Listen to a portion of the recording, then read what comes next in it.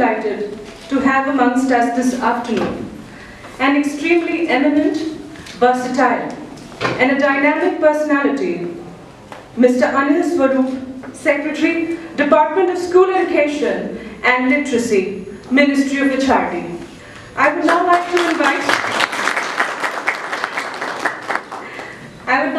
invite on stage our Director General, ICSI, International Chamber for Service Industry, Dr. Gulshan Sharma, to present a token of appreciation to our distinguished guest and deliver a welcome address. Thank you.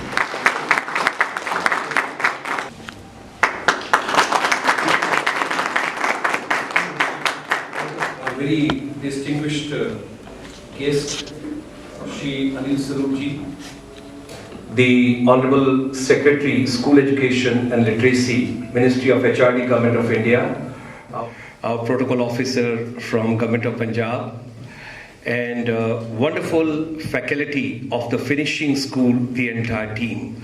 First of all, let's put our hands together to give a very warm welcome to our... Ladies and gentlemen, let me be very frank with all of you. I've never met Anil Swarup ji earlier. I just met him only once, and that too for 35 to 36 minutes.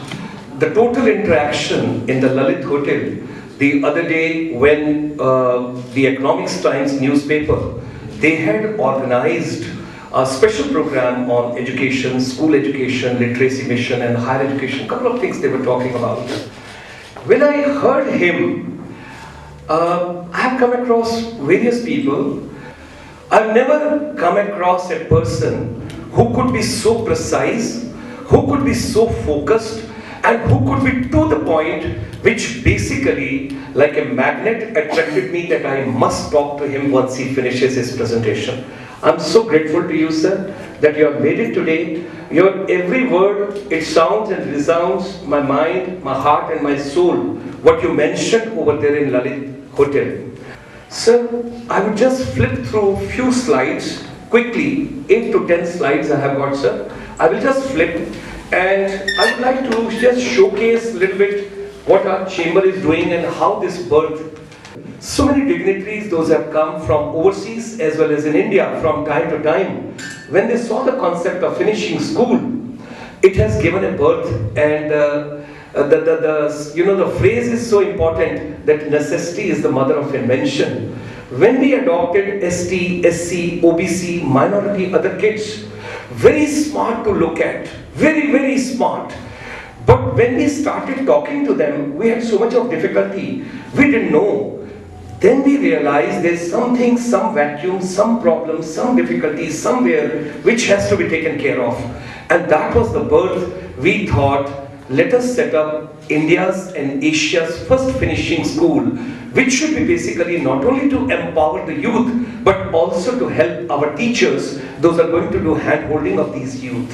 And that is the day, sir, the Chief Minister then over here of Punjab, he told me, I will inaugurate your finishing school only after you adopt my 150 children. You see the next slide, sir. These 150 children, on the left-hand side, they were brought from the different parts of different villages of the Lambi and the Bathinda district. And I still recollect, these children had not seen the city before coming to Chandigarh. They had not seen the railway station. When they went to Chandigarh railway station and when they saw the train coming over there, Shatabdi, they started yelling, howling, laughing, happy, and all that kind of a jovial mood. And that day we realized how many Indias are living within India. And sir, after 6 months, we held a function for the Honorable Chief Minister of Punjab in Hotel Mount View. So he asked the first question, and Dr. N.S. Kalsi was looking after as a Secretary Technical Education and School Education at that point of time. And he asked him, who are these children? Why have you brought me for this function over here today? And then Kalsi Saab told him, "Aap recognize kijiye ye bacche kaun hai?" And he finally said, "Mujhe batao bhai ye bacche kaun hai? Kiske liye leke aaye ho?" All these 150 children not only were groomed, not only were polished, not only were developed, but they were given the job also. We could not get a job. 149 children, they got the job out of that particular group. And that gave further confidence to us that anything and everything is possible. What it requires is dedication, it requires sincere efforts, and it requires a beautiful journey which has to be done. Thereafter, sir, if you see it, teachers and student empowerment program, Arunachal Pradesh and Assam, we have done for teachers, we have done for the students, we have done for the youth, and the Sikkim took a lead, and their principal secretary, Higher Education and HRDD department, Mr. G.P. Upadhyay, he told, I want to put all these teachers under motivational empowerment program which has been developed. And sir, he wrote a letter to NCRD. He wrote a letter to Ministry of HRD. Dr. Khuntia was there that time. And I still recollect, we were called by NCRD. NCRD team visited this finishing school. That time the secretary and director, both of them, they had come over here. And immediately, sir, within next 1 week, we got the project from the Ministry of HRD, for which I would always remain grateful to them from the school education. They told the program to be approved by NCRT, to be delivered by ICSI, finishing school what we have got over here in Chandigarh. 7,000 teachers we have put through the process in this. I'm so grateful because given an opportunity only we could do. Next one, if you see, sir, the Honorable Governor Punjab, the NCRT, that gentleman who is heading the ICT department, and others, everybody, Mr. Barar, who is the DPI schools with Chandigarh, then the previous minister, Mr. Rakra, we invited all the embassies and high commissions over here, and we told, be a part of this particular process, what we wish to show you. So this is the empowering teachers and trainers, and this is the approach. It's a 5 days model, it's a 5 days program, it's a 6 hours every day. And after the program, if you see, one program we do, we would wish that we do on an experimental basis with you, and thereafter take a feedback from them. If you find it is meaningful, we would like to take your blessings for the entire Northeast region to start with, and then of course we can spread to other parts also. These are some of the recommendations which we will send across to you by official letter. Education is not complete unless it gives 3 things. Either it gives employment or it gives entrepreneurship, but combination of both, it should give the life management skills to every child so that tomorrow we have a very healthy and a very meaningful society for all of us. With the team, with all of them, we have developed a manual which we would like to present, and also we would like to give you a small token gesture, life management skills book which we have developed. I'm pretty sure, sir, even if you get little time to go through this, you'll find it's a very meaningful, and a lot could be done in school education in India. And this is the manual for teachers. I would request the Honorable Secretary Sahab to kindly give his gracious views to us.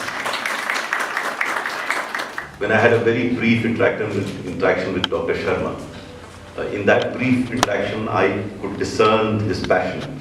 And in my entire career, perhaps in my life, the only good thing that I have done is to identify good people. And when I meet them, I try and cultivate that relationship. And off late, making use of social media, I have started a campaign, Nexus of Good. This emerged as a consequence of what I see around in the society and on the television, where everyone talks about the nexus of the rascals, nexus of the bad, nexus of everything that is going wrong, nexus of mafias. So everything negative gets nexused, but the good was not getting nexused. So I thought I will do that, and for me it has become a passion now. I am trying to put together everyone or every activity that is good. So almost every day I highlight a positive story, anywhere in the country. When I took over as Education Secretary, for the first month, and when I took over as Education Secretary, I had no exposure whatsoever to education in my entire career.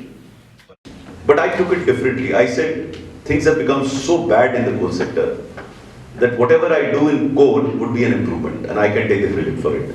So even in the worst of situations, I could find some positive in it. And by God's grace and as a consequence of a fabulous team that I had, we turned around the coal sector. And then of course, when I had only about 45 minutes of work to do in the coal sector per day, I approached the Prime Minister's office and told them to wind up the ministry. And I told them twice. And I jokingly also told them that if you don't wind up the ministry, I'll create a reasonable amount of problem to justify my existence. Because if there is nothing to do, what does the secretary do? So probably that was one of the reasons why they thought, since I was not doing anything in coal sector, they thought I should go to the education sector. They were all people who were coming and advising me as to how the education sector should be handled. And I asked them a counter question that if the solution is so simple, why hasn't it worked on the ground? So for a month I was struggling with those advices, and then I thought that let me go around the country. So I visited about 24 states in the next 2-3 months. I enjoy traveling because that gives me time to read, it gives me time to meet people, it gives me time to understand the real crux of the problem. Because we may learn anything theoretically, but unless you do it, and I'm so glad you do things hands-on here, because when you walk into a room, when you sit before a computer, you understand what the actual problem is, no matter how much theoretical knowledge gets given to you. Unless you do it hands-on and know it for yourself, you never understand the problem. And to find a solution to the problem, it's absolutely imperative to be in it. The teacher lies at the pivot of education in India. And that's why when you tell me that you've trained 7,000 teachers and you have the capacity to train more, if we can set teachers right, I think education will be sorted. And that is why institutions that are catering to educating the teachers, to me they are the most important ones, because if I can change their attitude, their behavior, their capacities can be improved, education will improve. And that's why I'm very glad that you are doing what you're doing, and probably you would maybe doing more, because 7,000 is not even a drop in the ocean of teachers that we have. We have a huge number of teachers, and a lot of institutions will have to get involved. We don't have a scientific system of determining what is the requirement, and I'm again so glad that when I walked in, you had an assessment of every individual that comes here to determine as to what can you do. So we don't make that assessment. We just pick up the names and send them for training without even understanding what is the training requirement of each teacher. And to my mind, it's absolutely imperative. Whether he has to be trained in A, B or C will be determined by some sort of an analysis that you do with regard to what is his requirement. And then the second problem which I see, which probably in your careers you would have seen, that we are not very focused on really working out what needs to be done, how it will be done, who will do it, by when it will be done. Until these questions are very clearly answered, any activity will lead to some benefit, but probably the commensurate benefit will not come through. For any idea to fructify, to happen on the ground, it has to be politically acceptable, socially desirable, technologically feasible, financially viable and administratively doable. And my suggestion to you, my advice to you as I depart is that look at your own positives, that will give you the confidence. Look at the positives of others, that will give you the future, because that's what you want to become. And if you're convinced about it, you're bound to succeed in life. And your success, your speech, your communication will be as infectious as a negative communication by anyone else. Keep appreciating the good work, keep talking about the good work, keep discussing the good work, keep learning from the good work. God bless all of you.